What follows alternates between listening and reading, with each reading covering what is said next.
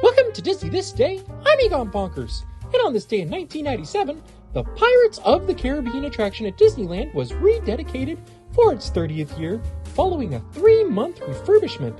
The renovation would mark the first major changes in the ride's history, addressing some of the problematic scenes. The pirates who previously chased women now saw the roles reversed. The pooped pirate was recast as the Gluttonous Pirate, who was now in search of food.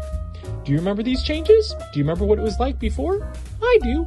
Anyway, have a magical day.